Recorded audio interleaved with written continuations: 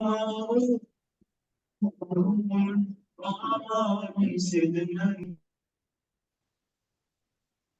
بالله من الشيطان الرجيم بسم الله الرحمن الرحيم وبه نستعين الحمد لله رب العالمين وصلى الله على محمد وآله الطيبين الطاهرين. Please, Daniel.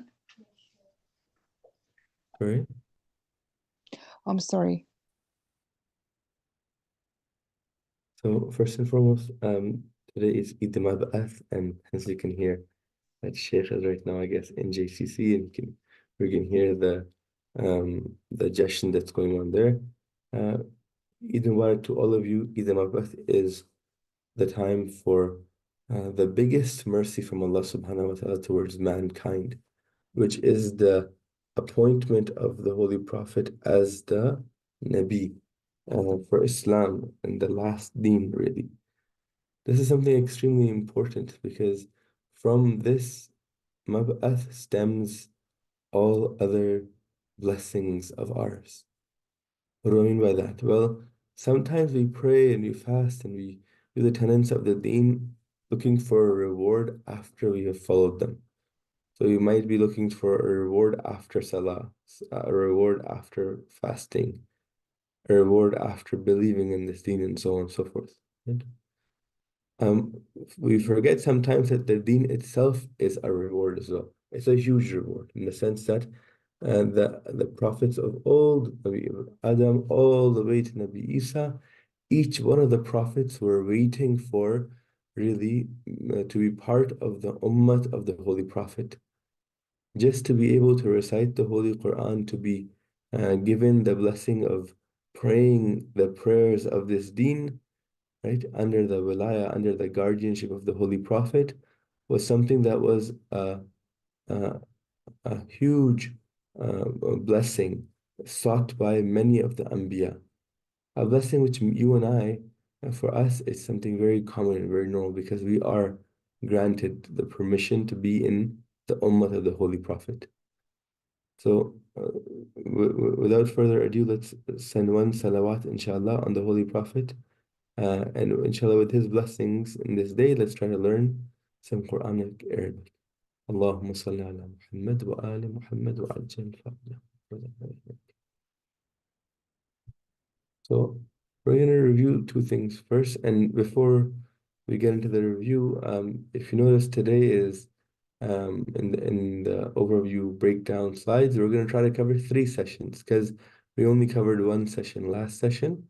So hopefully lesson 12 is quite small. Perhaps we're able to finish half of it, or if not, all of it this session.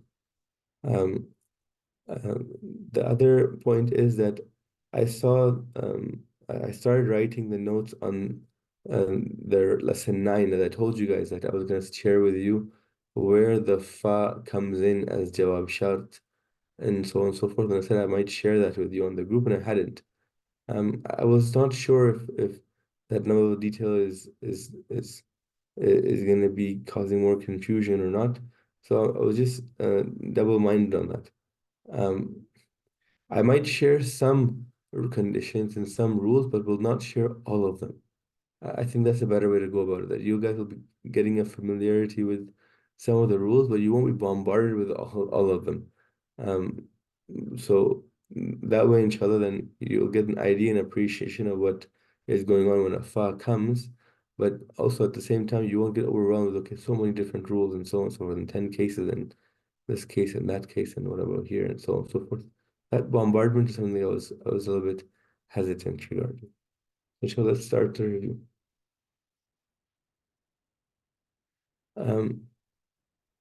Lesson 9 review. So you guys should know what these amils are, what these words are, and what's the consequence when a word follows these words, right? So when these words come on top of a mu'rab word, what does the i'rab of that particular word end up becoming? Then we had some examples from lesson 9. These examples we went through in class as well. You should be able to go through them, and you should be able to go through the examples in your book as well. Some of you guys tried to, and then found that in the book, in some places, the verses were incomplete, in the sense that they had only quoted a portion of the verse from the Holy Quran. So when that happened, in some places they actually they didn't bring the jawab shart. So one of you guys had messaged me, and I opened the Holy Quran and saw that the Holy Quran the jawab shart is there. That's why I was surprised at why is the person saying that the jawab shart is not there. Then in some of the versions of the text, I guess that portion is missing. But they've only brought the shart, but they haven't brought the jawab of the shart. Um, that's something to keep in mind. That if you're looking at the verses and it seems like something isn't quite right, go to the Holy Quran, open the full verse, and see perhaps is it the case that a portion of it has not been brought in the book? That can always help, inshallah. So going to today's session, an extremely important session. Lesson 10 is about ism fa'il and ism maf'ul. These are extremely important um, concepts in the Arabic language, and they're some of the concepts that make the Arabic language beautiful, right? So, for example, when you have a verb fa'ala, the one who's creating that word, the one who is making that verb happen, right? It's on the wazn, and it's in the form of fa'il. The alif gets added after the fa, right? Fa'il means the doer of the action, okay? The verb fa'ala, and if I want to know if I want to take that particular verb and create a doer of that action, it will be fa'il, right? So as an example, for example, we have the verb kharaja, right? So the one who is doing kharaja would be kharij, right? To exit or to leave, basically. The one who is leaving, the one who is exiting is then kharij, right? Okay, so we come further and we say, okay, um, can this verb be conjugated in the Arabic language? And we see, yes, there are conjugations, and the conjugations are, um, as listed here, they're mudhakkar and muannas, and in the singular sense, the dual sense, and the plural form of the verb, right? So fa'ilun, fa'ilani, fa'iluna. فاعلة فاعلتان فاعلات right? So these conjugations are good to know, they're good to understand. One point here I'd like to mention is that sometimes, right, you might have um, um, صفة المشبه, right? Like qatil, for example, right? This word might come in as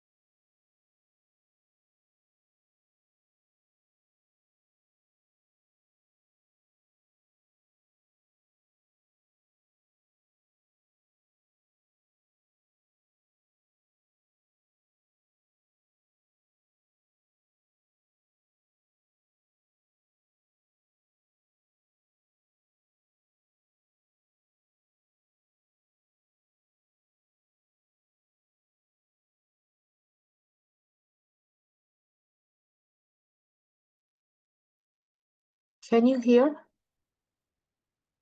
No, I thought it was just me. My connection was. okay. So, Assalamu alaikum. My connection, I don't know why it just got restarted for some reason. I hope everything's okay. Can you guys hear me right now? Yes. Yes. Okay. Where did I lose you guys? Few seconds ago. Qatil. But Qatil, yes. So the point I was trying to make is that sometimes you will have apparently different form of a verb, basically, like qatil. This is صفة مشبه, right? Like it's on the wazn of, it's on the weightage of fa'il. Okay.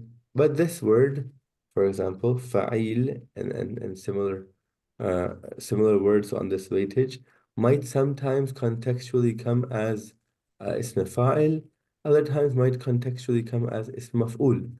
Right? So you just look at the context and see what's going on, right? So I just thought to mention that because it's not always the case that the actor is only used in this particular form of the word fa'il. If you're trying to emphasize that this actor commits this action a lot, sometimes you change the appearance of how that particular actor is being displayed. Instead of fa'il, you might use the weightage of fa'il. Okay. So based on how the Arabs did it back in the day, we can say that, okay, certain words, when they're brought in this particular context, hold the meaning of fa'il. Okay? So that's just an extra theoretical point regarding how a actor or a doer of an action can be brought in the Arabic language. Let's look at two examples, right? Over here in the first example, قانتون. Can somebody tell me which conjugation of fa'il is قانتون? It's مذكر جمع. Yeah, it's مذكر جمع. Okay. How about in the second one? Which verb is the ism fa'il in the second verse?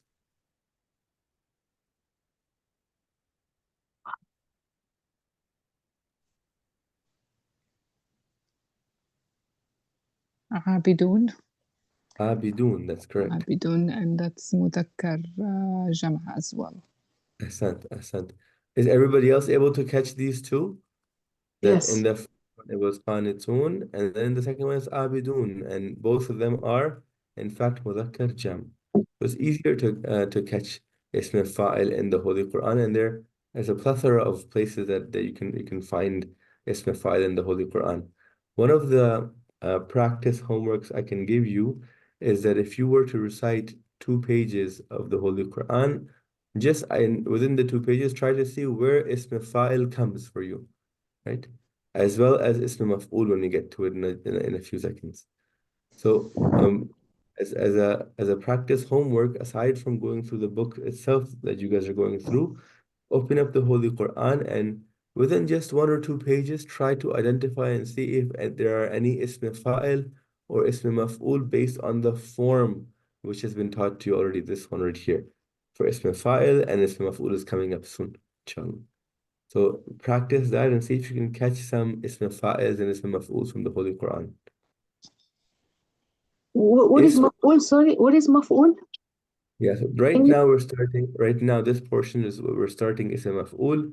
Ism fa'il we just finished. The next slide that you can see in front of you, this is ism maf'ul. Ism maf'ul is when basically it's the thing which is affected by the action. So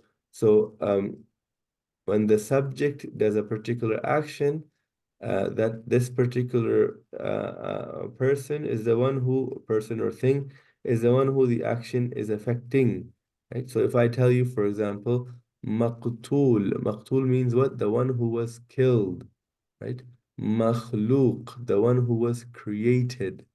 So if I see the word khalaqa, it's to create.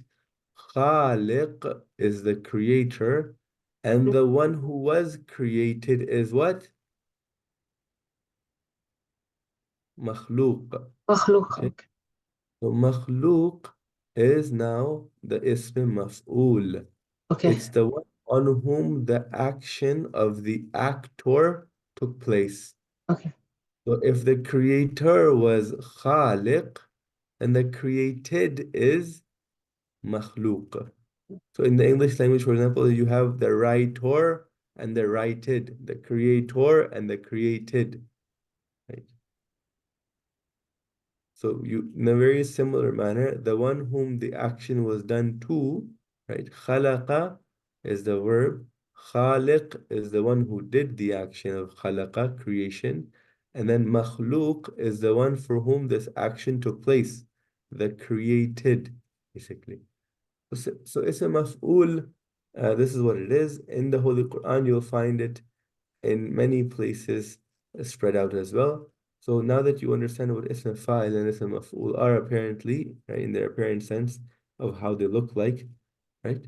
For example, we'll see the table down here shows you how they are conjugated. So مفعول, مفعولان, مفعولون, that's for the مذكر, right?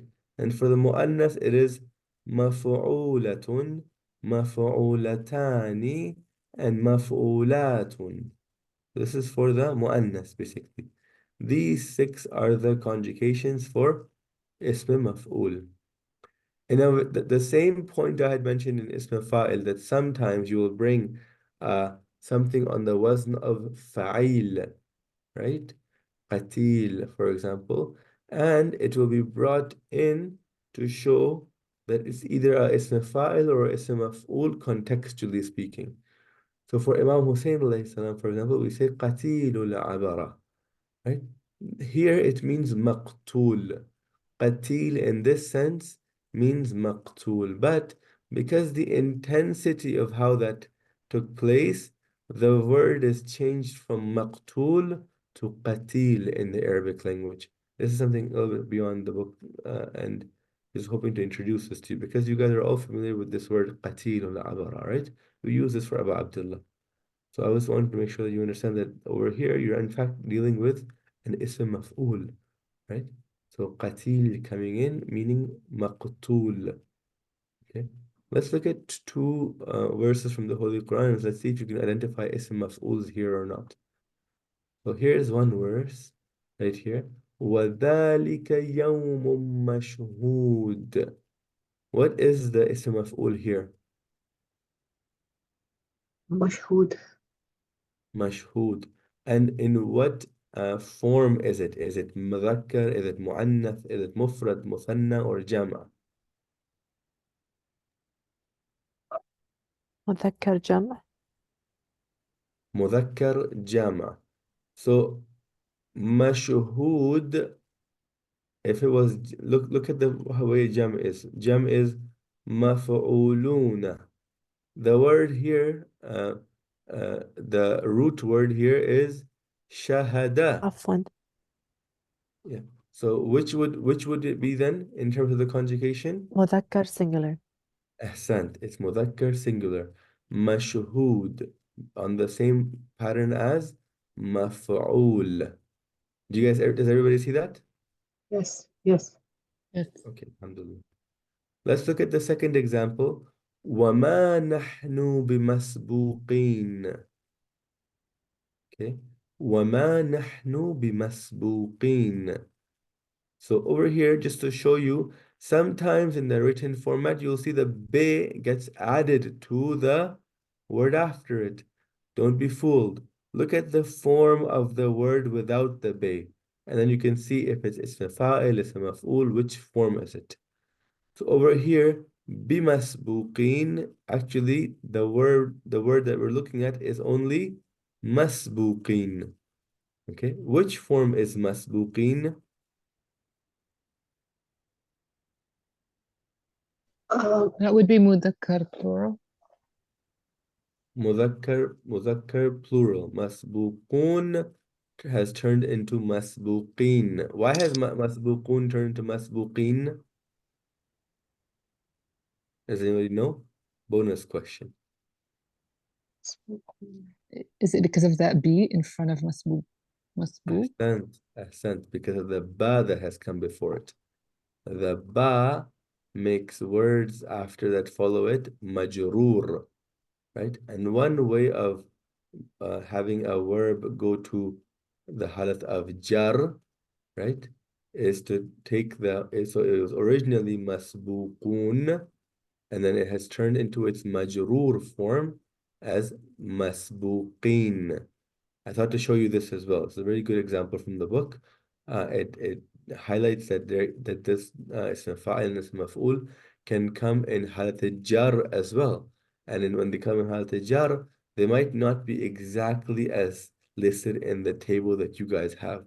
Because the table you have is listing halat raf'a for you in the most sense. Okay.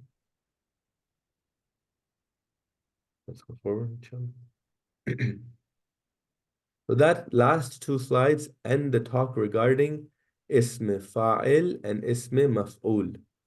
A new discussion starts up in this portion of your book, right? It talks about two types of verbs, really. You have some verbs which are lazim and other verbs which are muta'addi. The verbs that are lazim, right? It basically means that it is not required and it cannot be the case that something is acting on something else. So for example, if you say the word kharaja, right? There's no question, of this idea that, okay, is there an object in this or not? No, the subject is entirely sufficient for you to understand that somebody left. If I say kharij, so when I say kharaja, kharaja only requires an actor, a subject really, not an object. It does not require that, right? It only requires a subject. In a very similar manner, qa'ada, to sit, for example, it requires only a subject. There is no requirement for an object, right? Kadhiba, he lied. Again, only requires a subject and does not require an object. Right? Now, having said that, verbs that are lazim only require a subject and do not require an object, right? Sometimes you can grant an object to them, right? And you can grant an object to them by creating a link with one of the huruf jarrah. So for example, we saw before the slide how a ba had come on top of ism maf'ul, right? And that ba is one of the huruf jarrah. So one of the traits of that harf, of those huruf, is that it could link now an object to a verb where a verb otherwise was not able to be linked to that object, right? Again, a little bit further than the book, but I think this point is important to notice as well. That sometimes in the Holy Quran you'll be reading and a fi'l lazim would come. By looking at the meaning of the fi'l, you'll say that the intrinsic meaning that I can get from this fi'l is limited to just the subject. But when you look at the translation, or if you look at the Arabic structure of things, you'll say, wait a second, there's another thing that is being associated with this verb, right? So how could that be? Well, don't be surprised, because sometimes in the Arabic language you can associate now in meaning really an object, right? By means of introducing a ba, for example, right? Okay. The second type of verb is muta'addi. Muta'addi means that aside from a subject, this word also needs a object. Okay. So kataba, he wrote. What did he write? Right? Qatala, he killed. Who did he kill? Daraba, he hit. Who did he hit? Fataha, he opened. What did he open? Right? So you can ask these types of questions where basically this action, what was it done upon? What is the object of this particular action? And when you can ask this question, you can be pretty sure that that word in the Arabic language is muta'addi. Some verbs in the Arabic language only require one object. This is again going beyond your book, but you should know that. Some verbs require two objects, and some verbs can have up to three objects associated with them. Okay. So if I tell you an example, Sayyid Kamil taught the class that the book is on the table. Okay. So this word alima, to teach, right? I could just say Sayyid Kamil taught the book. I taught the book. You can also say Sayyid Kamil taught person X the book, right? Now both person X and the book are both linked in the Arabic language to the word alima, and the actor of that is Sayyid Kamil. They end up becoming object one and object two for alima in the Arabic language, right? In a very similar manner, you can create a ba there and link a third object too to alima, right? So Sayyid Kamil taught person X that the book teaches Y, for example. Right? So certain words have the capacity to take on multiple objects. Okay. Are you all with me in this point, on these 2 points? Yes. Yes. Yes. On the right, I've given some, I've given a table from your textbook. I encourage you to go beyond this and look for verbs in the Holy Quran. Now start to open up a few pages of the Holy Quran. Look for, skim through one line or two lines and see if you can identify a verb or not, right? Look at the translation of that verb and see, is this verb a muta'addi or is it a lazim? Okay. I encourage you to do that. Aside from these verbs that are mentioned here, I encourage you to go and see, does this verb typically only require a subject or does it require an object as well? Right? Know full well that this intuitive question will only take you so far. In the Arabic language, looking at the dictionary is what finally determines whether a verb is muta'addi or if it's lazim, right? Because some verbs can be quite tricky because you don't know how many um, um, basically um, objects can it take and in what forms, which jar does the objects come with? Okay. So for example, if I bring a particular word and I bring the huruf jar which is ba, it is very different than from the huruf jar which is an. And in the dictionary, the meaning might change for that verb based on what verb I bring for you. So let me think of an example from the top of my head. Raghiba. Raghiba means to desire something, to go towards something, or to want something. Okay. When I say raghiba an, it means you turned away from something, right? But raghiba bih means what? Going towards this thing. So if you can appreciate the what harf jarrah comes with these words can drastically change the meaning as well, right? In a very similar manner, verbs that are lazim and verbs that are muta'addi needs to also be affirmed really by looking at the dictionary.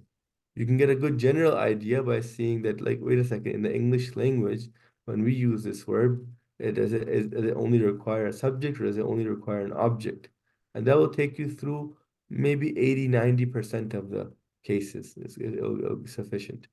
But there are some cases where it's better to look at the dictionary if you're unsure. Okay. All right, let's do some practice for jumla fi'liya. This is lesson number 11. Okay. Lesson number 10 finished. Lesson number 10 was talking about ism fa'il, ism maf'ul, as well as verbs which are lazim and muta'addi. Okay. Lesson number 10 talks about something very beautiful. It's called jumla fi'liya. In the Arabic language, you have two main types of sentences. Can somebody tell me what those two types are? One is jumla fi'liya. What's a different type of Arabic sentence you have in Arabic? Any takers? Non-verbal sentence. So which would be in Arabic, what are they called? What's the term for them? Nominal sentence. Ahsan. So in English, you're correct. The translation is that where we have verbal sentences and non-verbal sentences. But then in Arabic, we have the wording we will use is jumla ismiya. Okay. So if verbal sentences are jumla fi'liya, right? Then the ones that are not using a fi'l to start off the sentence to be the initial pillar of the sentence, rather it's using a noun, we call those jumla fi'liya, jumla ismiya. Okay? So Arabic has two different types of sentences, jumla fi'liya and jumla ismiya. Okay? In today's session, we're looking at simply one type, which is jumla fi'liya. A little bit about Jumla Fi'liya. The Jumla Fi'liya, as you know, is talking about a verb which is taking place, right? When you're looking at the Holy Quran, if a particular meaning could have been brought with Jumla Fi'liya, but rather it's brought with if a particular meaning could have been brought with Jumla Ismiya, but it's been brought with Jumla Fi'liya instead, right? What does it mean? It typically means that that action is not thabit. It's something that is a phenomenon. It has taken place. It has occurred. It is not entirely thabit. Thabit meaning preserved, always occurring, and so on and so forth. So sometimes certain ideas in the Holy Quran will be brought to you and as a means of guidance, right? And this will show you that this is what they mean by that is that the person is committing this action regularly. It'll bring the meaning of regularity and consistency and so on and so forth. So if you think of an example off the top of our head, for example, in the Holy Quran it says, إِذَا ذُكِرَ اللَّهَ وَجِلَتْ قُلُوبُهُم. And then this verse continues on and it says, I'm forgetting the Arabic exactly what it said. They pray or they do mention of Allah subhanahu wa ta'ala while in the ruku and sujood and ala junubihim, on their sides. Right? That same statement could have been brought as a jumla ismiya, but when the Holy Quran brings it as a jumla fi'liya, it's showing that these mu'mineen, the people that verses and the verse before that are talking about, right? These individuals are such that regularly they have the mention of Allah taking place. Okay. So let's look at over here some of the examples that the book brings and see if we can identify jumla fi'liya or not. So if you look at the verb, this particular sentence, وَقَتَلَ دَاوُودُ جَالُوتَ. What's happening here?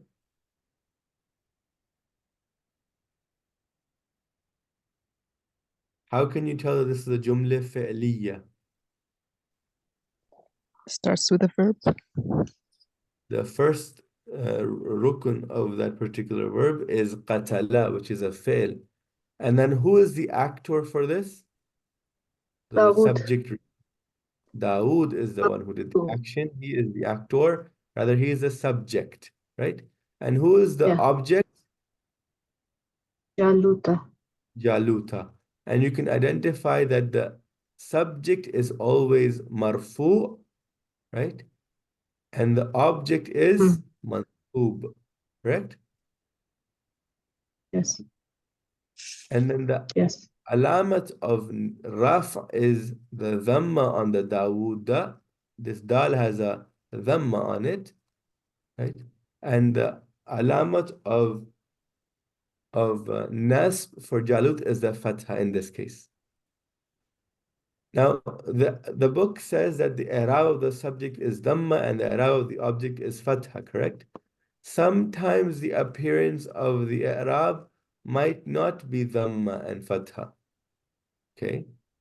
In the case that when the alamat of raf for that particular word is not a dhamma, let's say it's a mu'tal word, or let's say it's like Isa or Musa, where it's the end is not shown, right? You have to understand that this particular portion of the book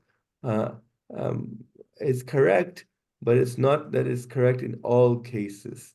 There are some cases where the subject is not dhamma, right? It might be something else. Like, for example, it might be a hidden dhamma, right? In the case of Musa and Isa and these types of words, right? In other cases, for example, for Jaluta, right? Sometimes the alamat nas might be different as well, depending on the type of word that is there. But that's for a different session, inshallah, at a higher level of what types of alamat occur for what types of verbs and words, sorry. This next 2 points are extremely important, right? So in a jumla fi'liya, right? a verb always appears in the singular form, even in the case where the subject following the verb is a dual or a plural. So, for example, two people have said that they believe. So, rajulani have done the qala. But if you look, the word qala is coming only as the singular verb. It's not saying qalani, right? That's not the case. It's not saying qalani, rajulani. No, no. It says qala rajulani. Okay?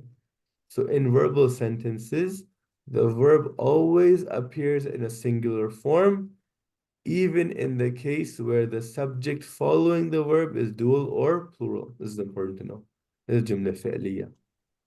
So sorry, just a quick question, because here we ahead. said that i'rab of the subject is marfu', but then we have rajulan with a kasra in Mhm. i'rab. So is it just because it was dual that it changes the i'rab instead of rajulanu to rajulani? Ahsant. So remember this point I said that this portion of the book where it's saying the i'rab of the subject is dhamma and the i'rab of the object is fatha. It's correct, but it's not always correct. And I gave you one example of words like Isa and Musa, correct? A secondary example is brought right here in the form of muthannas, for example, right? In muthanna, rajulani is the marfu form of bringing this particular verb out. And qala, and also the one who is doing the qala is who? These two men that are there. Okay. Now, if you come down, for example, in the verbal sentences, verbs appear to be dual or plural only when the subject is hidden in the verb. When the doer is actually not mentioned in the appearances, rather it's hidden, in that case, that verb will display that actor with the changing of the verb itself. So qalu, so if you say over here, qalu amanna billah. So the ones who said this, but so let's assume this was not the verse of the Holy Quran. Let's try to change it up a little bit. This could have said qala an-nas amanna billah. So if the actor was brought out of the stomach of the verb, it was not inside the verb anymore. It was brought out, right? It wasn't hiding in the verb, right? Then the verb would have gone back to a singular form, qala. And then it would have been qala an-nas amanna billah. And an-nas, because it is the actor, would be what? An-nas, what would be at the end of an-nas?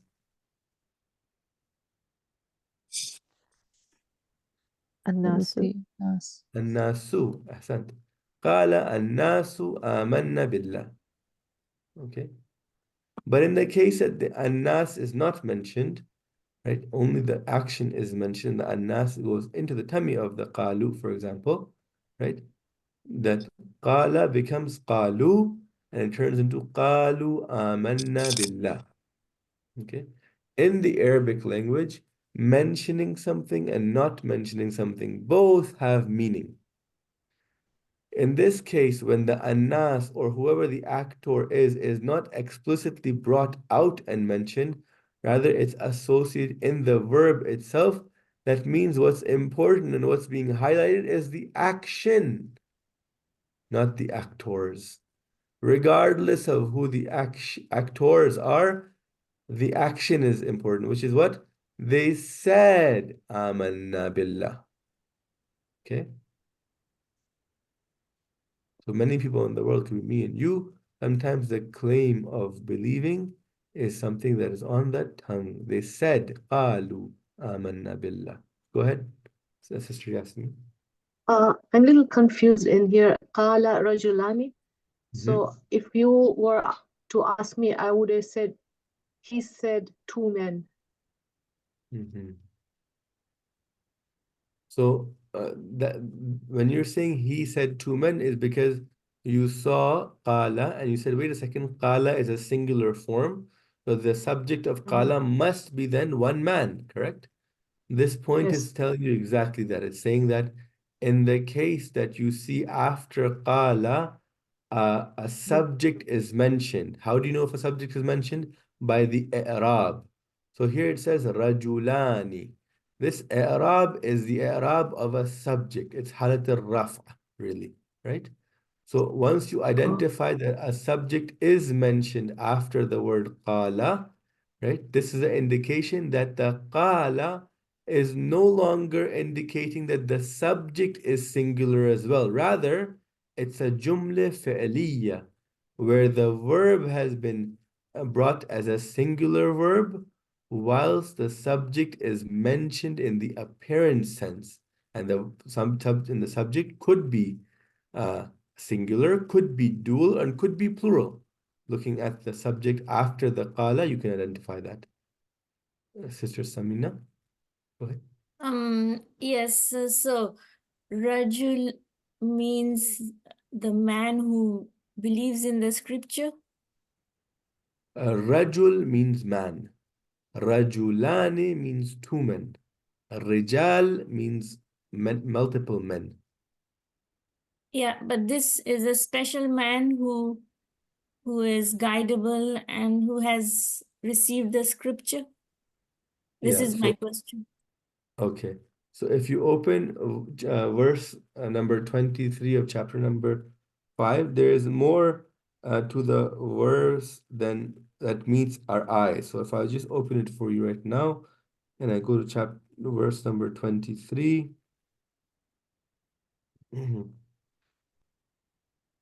It says, Bismillah ar-Rahman ar-Rahim.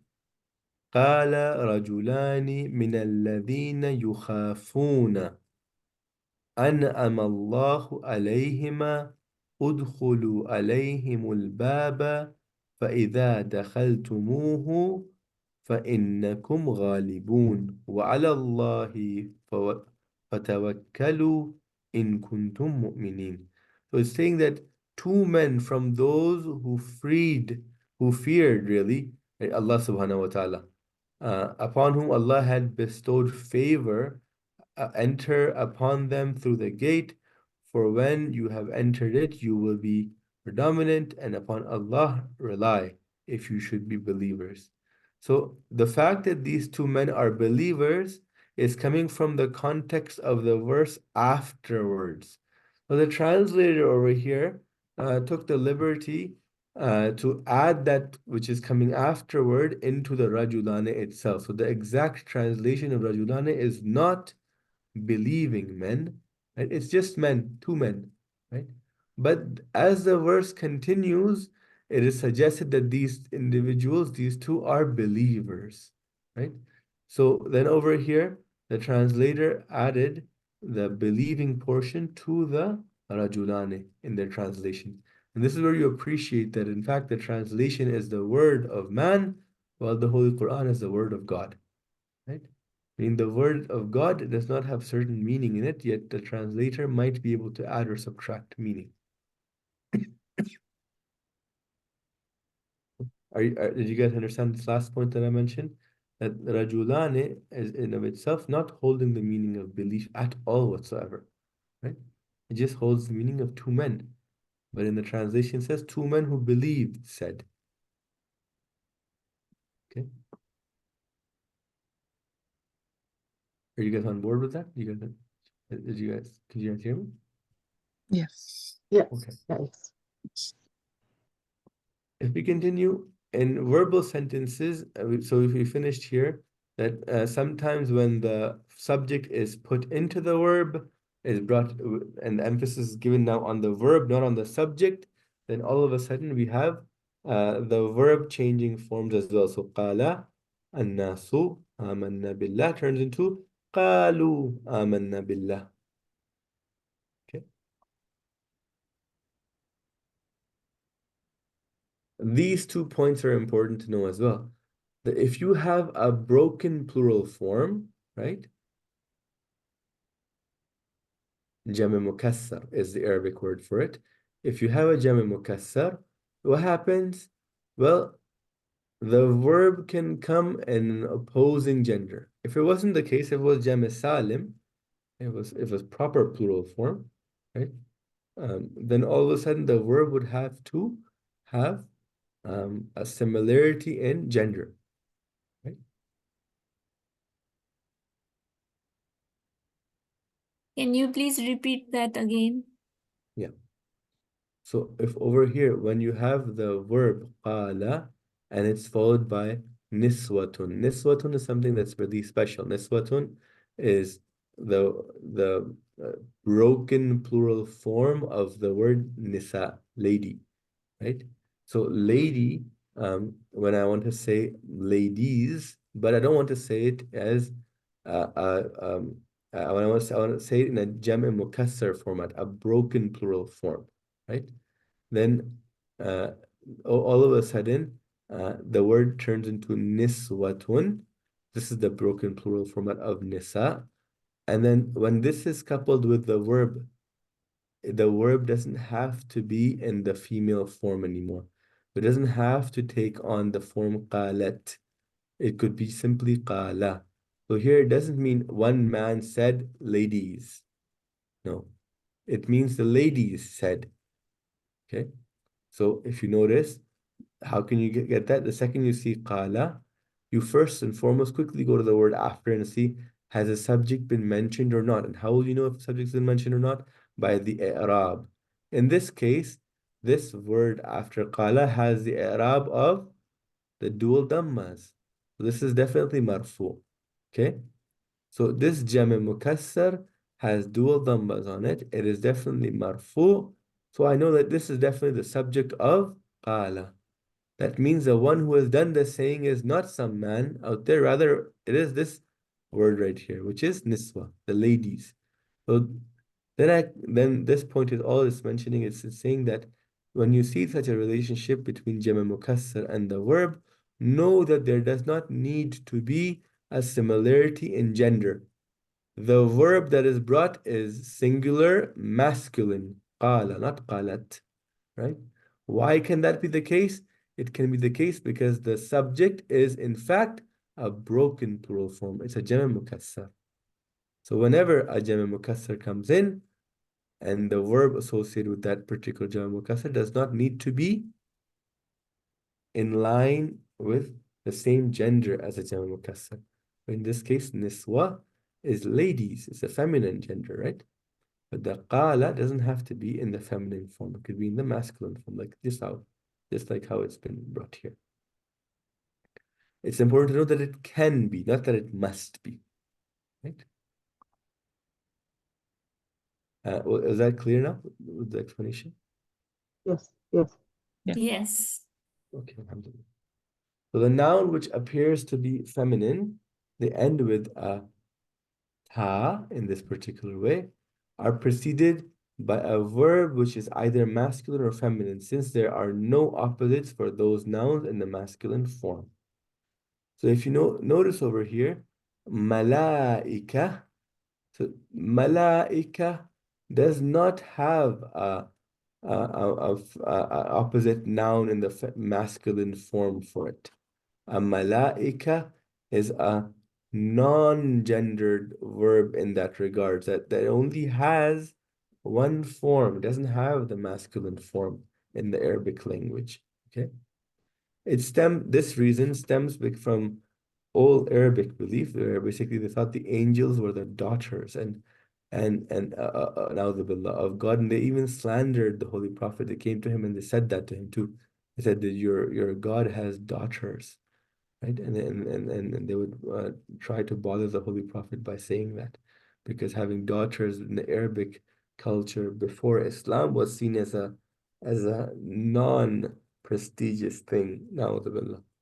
God forbid, because of the jahala, the ignorance that they were in, they considered this great blessing, which is the blessing of having daughters, a negative thing.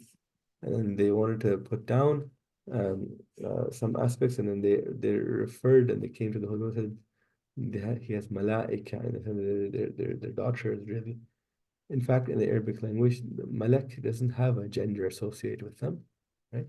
In actuality, it's not male or female. In the apparent sense, there is a ta that is brought forth, and there is no masculine form for that. So then what happens is the verb that is brought is فَسَجَدَ, right?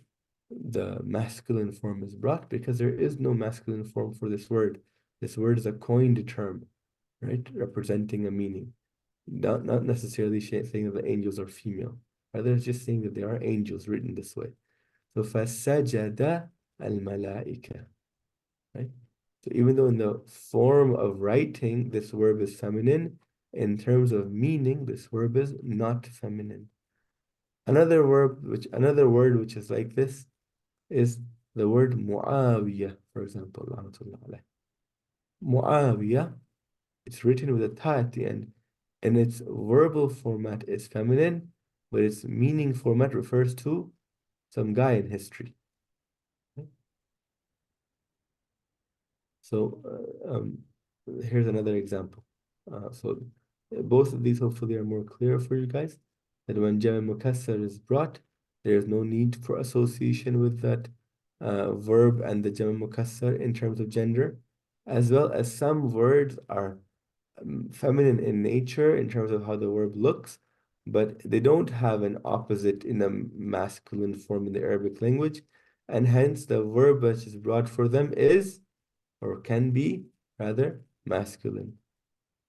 So in this case, فَسَجَدَ مَلَائِكَ فَسَجَدَ الْمَلَائِكَ. Okay? Instead of فَسَجَدَت. There's no require for the sajadat to become a feminine form. It's not required. Could be, but it's not required. Okay? Let's look at these three examples before we go into the last lesson, inshallah. What's happening over here? يَسْأَلُونَكَ مَاذَا يُنْفِقُونَ. What type of word is it? What type of sentence is it? Is it a jumla ismiya or jumla fi'liya? And how do you know?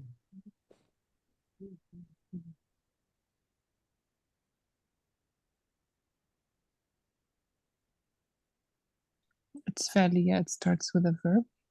Ahsant, it's fi'liya because it starts with a fi'l. And over here, يَسْأَلُونَكَ, right? What's the fi'l in this? يَسْأَلُونَكَ. Is the Yes. kaf part of the fi'l?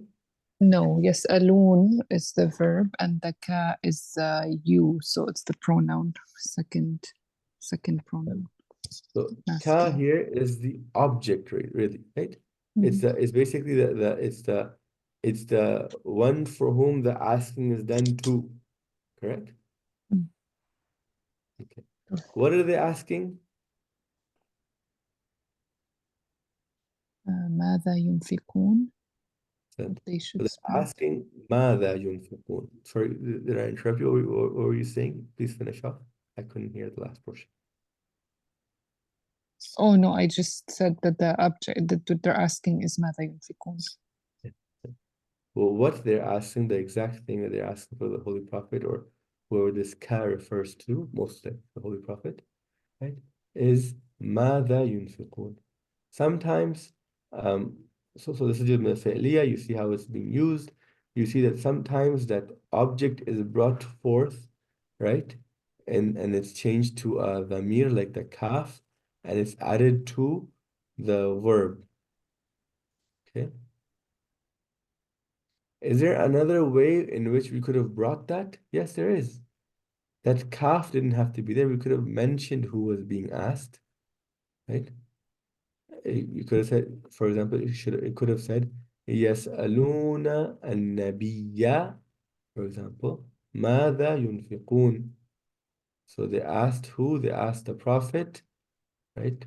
مَاذَا يُنْفِقُونَ. It could have been brought in a different format as well. But the kaf is brought and is associated with the yas'alun. These have subtle linguistical meanings behind it. I'm trying to show you that the way the verbs are brought have meanings behind it. Things could have been, if things could have been brought before or they could have been brought later, the order in which they're brought has emphasis and meaning behind it too. Okay, let's go forward. Let's see what's happening. وَقَالُوا قُلُوبُنَا غُلْفٌ. What type of verb is this? قَالُوا. Is this, why isn't this قَالَ? This is jumla fi'liya because it's starting with the fi'l. Why isn't it qala and it's rather it's qalu?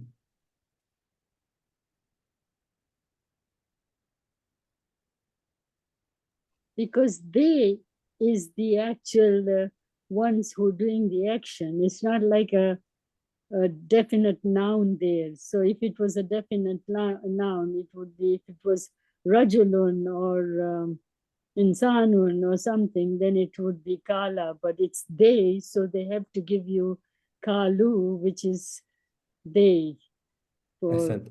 So that's very good. This links to the point that you mentioned, that if this verb, if the subject was taken out of the verb and displayed in this apparent sense, then it would be qala, then the subject qulubuna gulfun, correct? But Yes. because the subject was not apparently brought forth, and the emphasis was said on what? On the qalu, then the verb, then the subject is pushed back into the qala, and then all of a sudden it turns into qalu. And as you said, they said, right? Where we don't know who the they are because it's not explicitly mentioned. Okay, very good. And this not explicitly mentioned has meaning to it. So for example, when I say, they told me that I should come here, right? Coming here is emphasized.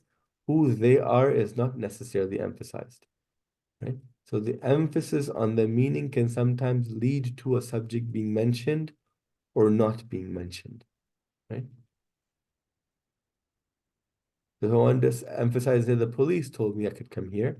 The police, for example, said let's say there was a blocked off area and I came here and someone asked me, why are you here? Sometimes I say they told me I could come here, but I'm not emphasizing who they are, right? But then another time I say the person in authority told me I could come here. Now I've mentioned this person in authority, the person who's told me to come here, and I've highlighted that meaning. But displaying the subject and omitting it has meaning associated with it. We have it in multiple languages. Arabic is no different, right? So when you're reading the Holy Quran, you can see places where the subject is mentioned, where there's not, and try to garner some associated meaning and see what's going on. Let's look at the last example I brought here. وَأَقِيمُوا الصَّلَاةِ. Okay. What's happening here? What's the verb? وأقيموا. So أقيموا is the verb, yeah. So it's جملة فعلية, and who's performing this أقيموا? They. They are. Okay, and it's been brought into the أقيموا itself. Okay. Yes. And the salah is that which they're performing. Okay. This brings us to the last lesson that we'll be covering today, which is إذا. إذا is when. Okay. إذ or إذا. إذا is when. So إذا is a conditional word, right? So we covered conditions before, in some senses, right? Some of them in the form of shart came up, right? Right now we're trying to show you specifically what إذا does. Whenever you have إذا linked with a madhi verb, right? Remember this formula. Whenever you have إذا that comes with a madhi verb, the meaning is taken to mudari'. So a very famous verse that we all have heard and recite many times is Bismillahir Rahmanir Rahim. إذا جاء. So جاء is fi'l al-madi. And إذا has come upon the جاء. That means that if you were to understand the meaning of this, you should not understand of it like this. It should not be understood like when came the help of Allah. No, no, no. It's not when came.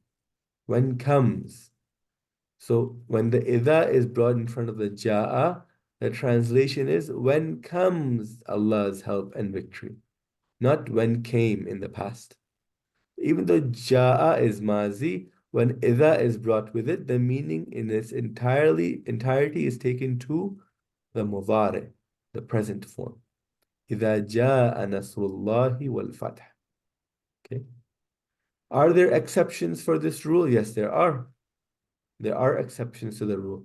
Contextually speaking, you'll find the exceptions. Look at these two exceptions right now.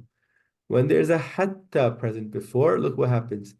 Hatta إِذَا رَكِبَ فِي سَفِينَةٍ.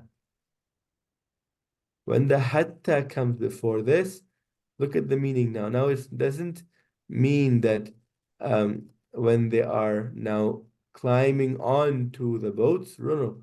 Rather, because when the hatta comes in and contextually is showing you that this action took place in the past, you're talking about the past still, right? So you have reason to not follow this rule above here because of the hatta in this particular case. So hatta إذا ركب في سفينة, until when they were in the boat, right? When they are doing rikab, when they are climbing the boat. So in this particular case, the إذا comes on the madi, rakiba, but it does not take the meaning to the present. It stays in the past. Okay? And it's rakiba, meaning two individuals. Right? Okay. So did you guys understand this last point, the exceptions? In a similar manner, go ahead. You guys understand that? Yes. Yes. Yes. In a similar manner, if you look at the contextual meaning here, again, a hatta comes. This is a good indication. Sometimes you'll have a word beforehand which will contextually indicate that what we're talking about happened in the past. So, hatta إذا بلغ مغرب الشمس, until when he reached the setting of the sun. So, over here again, the hatta comes, the إذا and the balagha aren't taking the meeting to the present. It's not until when he reaches, no, when he reached in the past. Again, these are two exceptions. Many other exceptions are there in the Holy Quran as well, right? Just look out for a hatta or a verb like that before. And if it's nothing like that, if you don't have any contextual indication, if it's like إذا جاء, then know that the meaning has been brought to mudari, present. If there is a hatta or something similar to that, contextually hinting that perhaps it's not a past meaning, it's not a present meaning, I know the meaning has been kept as the past. Go ahead, Mr. Samir. So I'm not sure, but hatta without iza brings the verb into present or future tense. Last lesson. So when we're talking about in this particular situation, we're saying looking at how the idha takes place, right? When the idha comes on the balagha, by themselves, these two should have taken the verb to the mudari sense. Hatta has not come on the balagha here, okay? Hatta has come on idha balagha. What I meant when I said hatta is that words like until are good indicators that what's being referred to took place in the past. So contextual meaning is given by hatta. It's not necessarily a verbal amil, right? It's not doing an action it's not changing any i'rab in the apparent sense here. In terms of meaning, it's just a contextual indicator that the idha balagha occurred in the past. Does that explain better this point? Thank you. Yeah. Okay, your service. So aside from idha, there's another similar looking word. It's called idh. So idh is used to remind one of something in the past, even when it's followed by a present tense. So when I bring the formula is what? Now, if I bring idh with a mudari, even then the meaning is in the madi. Okay. So for example, when I say, look at these words, verses, it says, إِذْ يَقُولُ الْمُنَافِقُونَ. Allah is reminding the Holy Prophet of what? He's saying, when the munafiqun said. when they used to say. So يقولوا is brought in the mudari form. When is comes on top of it, the meaning is entirely taken to the past. Okay? So when the hypocrites, when the munafiqun said, right? Rather you could say, when the munafiqun were saying, but again, when they were saying in the past. Okay? The second one is slightly better translation. Okay? So for example, when the munafiqun were saying we won't help you, everybody else got scared, but look, I sent help for you. Like in a similar manner like this. I'm trying to show you, this is not a verse, I'm just trying to show you how it could be used when you're trying to mention something that occurred in the past. Okay. Did you guys Sorry, see that? I have a question. Please go ahead. اذكروا, the word Mhm. اذكروا is hidden in the sentence starting with إذ. So if we take the example below, the first one, إذ يقول المنافقون.